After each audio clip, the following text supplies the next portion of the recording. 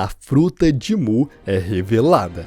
A Akuma no Mi, a fruta primordial do mundo, a primeira Akuma no Mi a nascer no mundo de One Piece, que tem o poder mais lendário de todos. Mas então, se você quer saber tudo sobre esse poder, então fica aqui comigo, que é isso que eu vou te mostrar agora.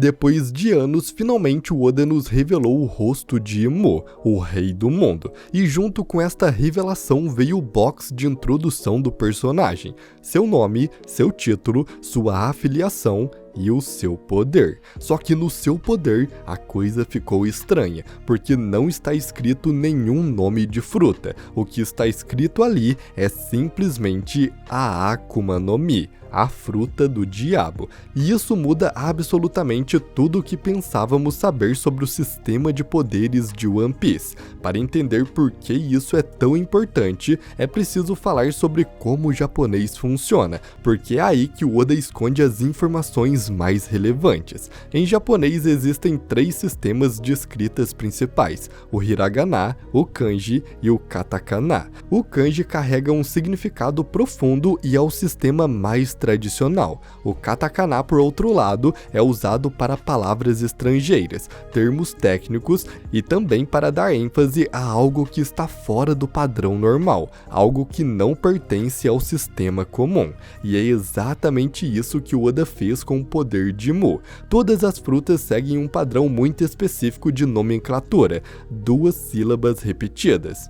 Gomu Gomu, Mera Mera, Ito Ito, Doku Doku. Esse padrão existe em absolutamente todas as frutas conhecidas sem exceção. O próprio Vegapunk sugeriu que as frutas nasceram dos desejos das pessoas, e esses nomes simples carregam isso. Mera, por exemplo, é uma onomatopeia para a chama tremulando, algo que uma criança inventaria para representar o fogo. Há uma leveza nisso, uma espontaneidade nesses nomes que o Oda claramente escolheu de propósito, mas no box de Mu, o Oda não escreveu uma fruta com nome próprio, ele escreveu apenas a Akuma no Mi, sendo Akuma escrito em katakana, e Akuma tem 3 sílabas, não é Aku Aku no Mi, é a Akuma no Mi, uma palavra única, sem repetição. Isso quebra a regra de uma forma tão diferente que não tem como ser coincidência. Além disso, a palavra Akuma, que significa diabo, normalmente aparece em kanji em One Piece. No caso de Mu, está em katakana, o sistema de escrita do que está fora da estrutura normal. O Oda está dizendo que esse poder não faz parte da mesma categoria das outras frutas. Ela é anterior, ela é diferente, ela é a própria coisa da qual todas as outras são derivadas. E quando você para observar tudo o que Mu demonstrou ao longo da obra, essa leitura começa a ganhar mais pontos de forma bastante sólida.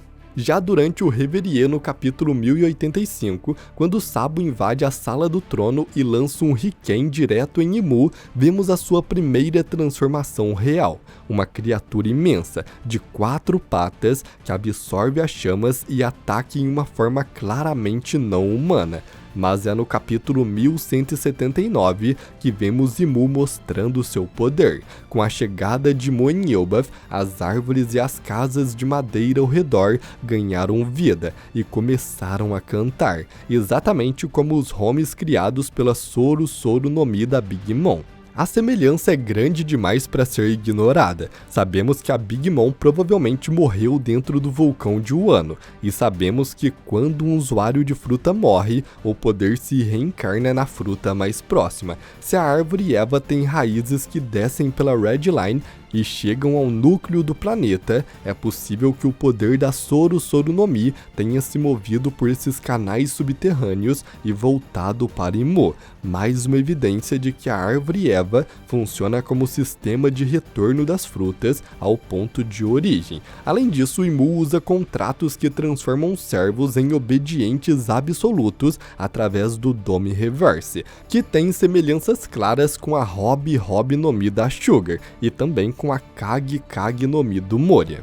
Ele invoca objetos físicos por meio de um grimório, algo visualmente similar a Boku Boku no Mi. Quando usa o abismo, ele se desloca por um vórtice de escuridão com propriedades de teletransporte. E no capítulo 1150, vemos Imu habitando o corpo de Gunko como um hospedeiro, com a sombra do seu corpo verdadeiro estando no corpo dela, lembrando diretamente a Kage Kage no Mi do Moria. Então basicamente o que temos na fruta do Imu é uma fruta que manifesta aspectos de múltiplos poderes ao mesmo tempo. Características de Paramécia quando transforma o ambiente ao redor em criaturas demoníacas, características de Zoan quando assume formas físicas monstruosas, características de Logia quando sua forma sombria se desfaz e se reconstrói em segundos.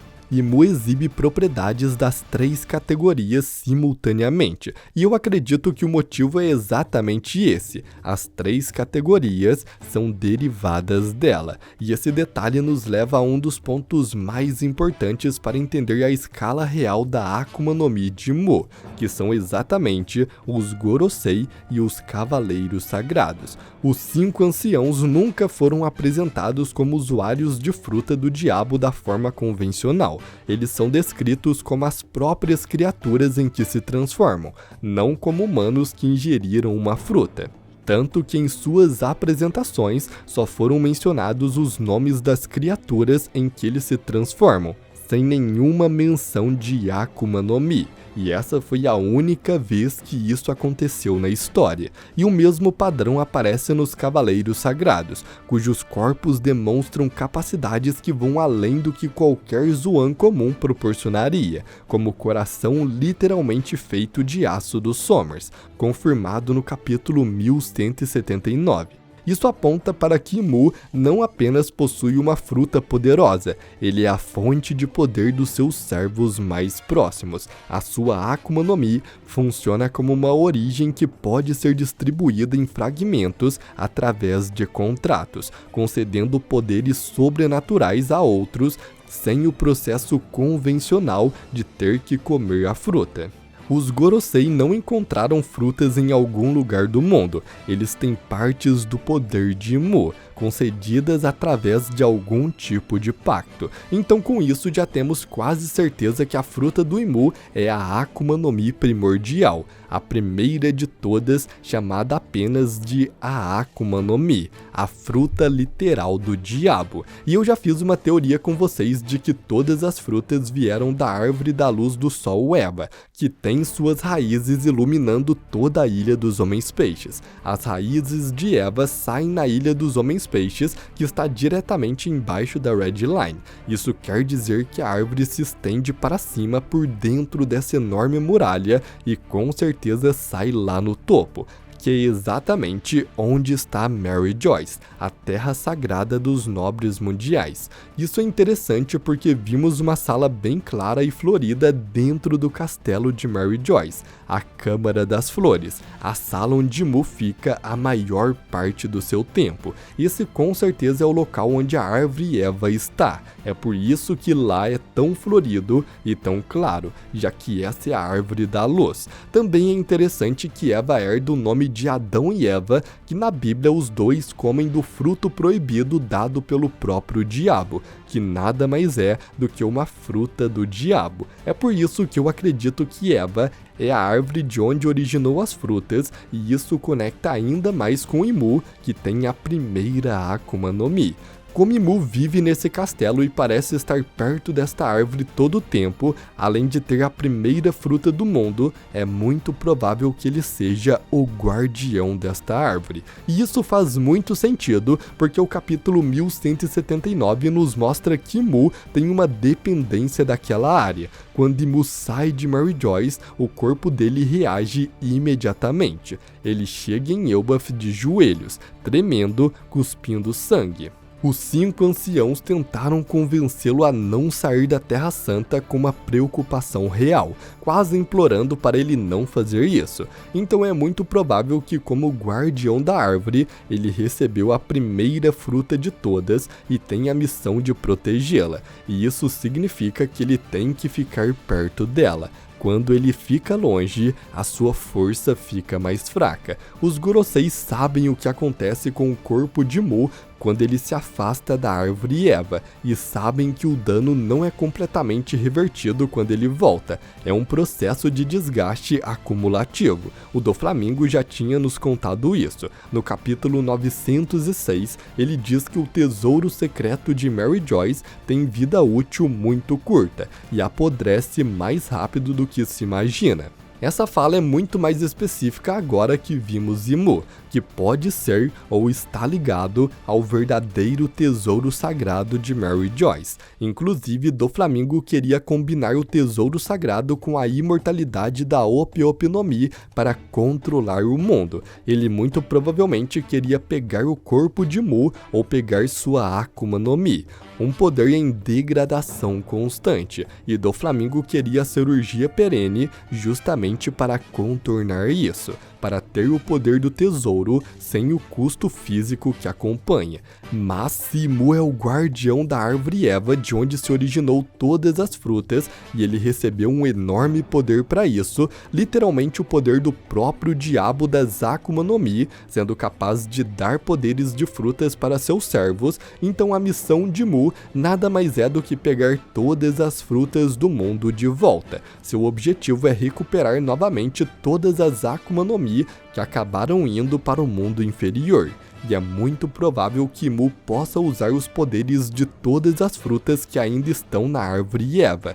Assim, recuperando todas as Akuma no Mi da superfície, ele teria todos esses poderes para ele novamente. Isso conecta diretamente ao plano de Mu, que é o ponto central de tudo isso. A forma mais eficiente de fazer isso de uma vez seria inundar o mundo. Usuários de frutas não sobrevivem no oceano. Árvores submersas não produzem frutos. Se o nível do oceano subisse o suficiente para cobrir toda a terra, todos os usuários morreriam. Todas as frutas seriam destruídas, e cada poder voltaria à única árvore ainda acima da água, a árvore Eva. De lá, Imu poderia absorver tudo de uma vez e finalmente se restaurar ao estado original. O nível do oceano está subindo há milênios no universo de One Piece. O capítulo 161 menciona Erumalo, a cidade verde de Alabasta, devastada pelo avanço do mar muito antes da seca do Crocodile. Vegapunk comentou sobre a elevação contínua dos oceanos no seu discurso final. Essa informação está na obra há décadas, e agora com a revelação da Akuma no Mi primordial de Mu, ela começa a fazer sentido como parte de um plano que está em andamento há muito mais tempo do que pensamos. O próprio nome Nerona Imu resume tudo isso. Em japonês, os kana de Nerona formam o kanji de Deus, os kana de Imu formam o kanji de Buda. O rei do mundo tem um nome que significa literalmente Deus Buda, mas seu poder é chamado de a fruta do diabo.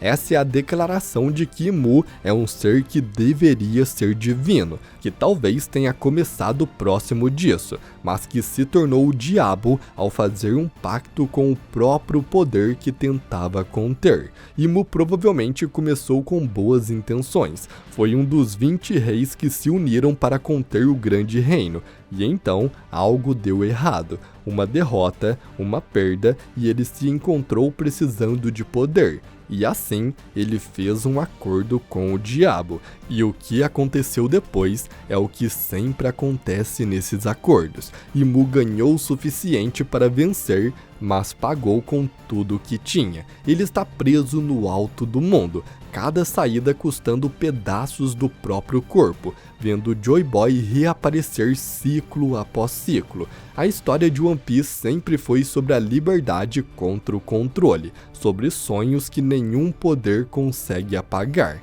E agora, com o rei do mundo finalmente exposto e seu poder nomeado de uma forma que o coloca acima de todas as frutas que conhecemos, isso nos mostra o quão poderoso é seu poder. Imu tem a primeira Akuma no Mi do mundo, que lhe dá o poder de várias frutas ao mesmo tempo, até mesmo a capacidade de dar poderes de frutas a seus servos, mas por um grande preço. Ele não pode sair de sua terra, não sem grandes consequências. E bom, esse nome da Akuma no Mi de Imu, sendo a Akuma no Mi com a palavra Akuma, que significa diabo, sendo escrito em katakana, só nos prova que sua fruta é a fruta primordial, a primeira de todas. Então eu peço que você deixe o seu like e também se inscreva no canal e ative o sininho, porque assim você não perde nenhum vídeo novo como esse. Mas então, eu agradeço muito por você ter assistido até aqui e até a próxima!